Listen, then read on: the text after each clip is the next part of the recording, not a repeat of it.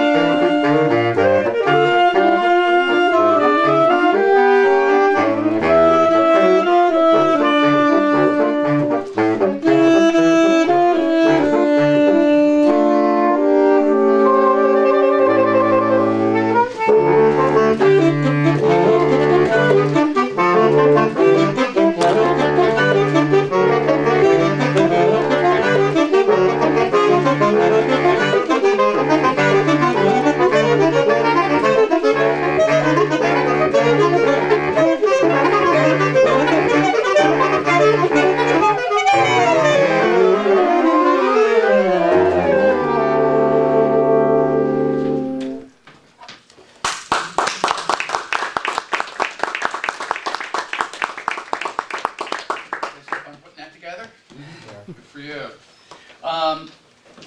Couple of things that I would like have you think about when you're working on this. And the first one would be to try to balance this. There are spots in here where all of you are equal, where everybody's like should be going for it, and everybody should be playing at exactly the same volume. There's other parts in here where there's definitely a leader and an accompaniment. And because this is kind of a little bit obtuse, you know, piece of music, which makes it extra cool to play, right? Is the composer helped you out and wrote in lead, not lead, okay?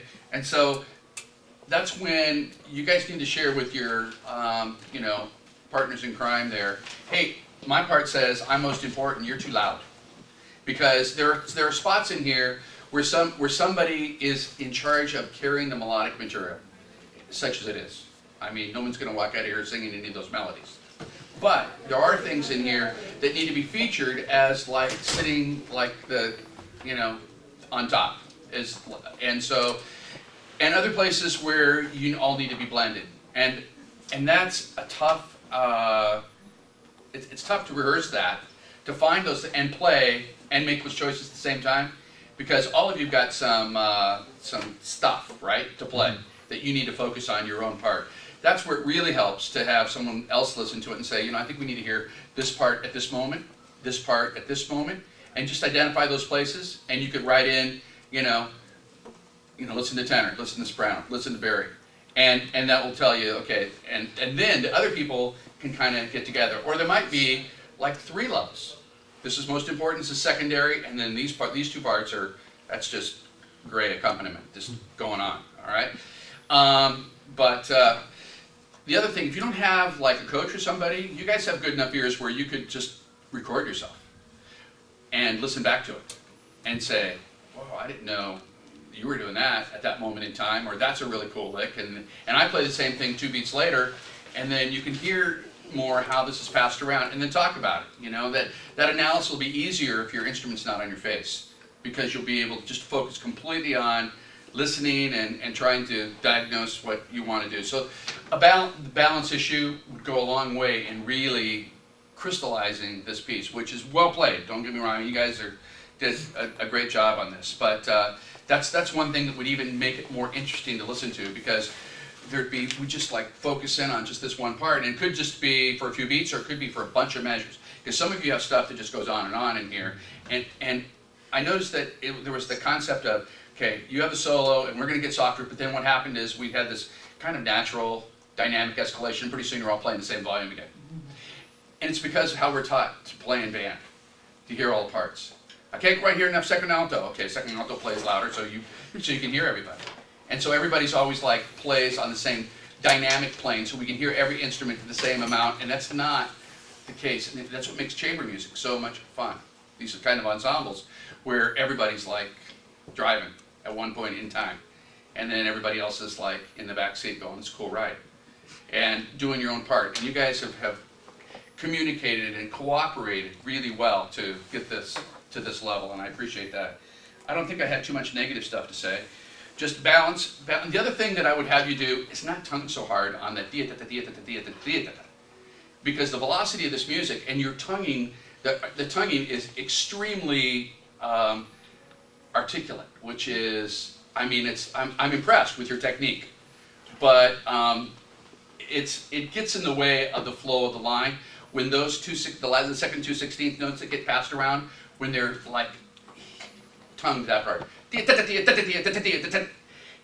just let the velocity of this part take care of the articulation there.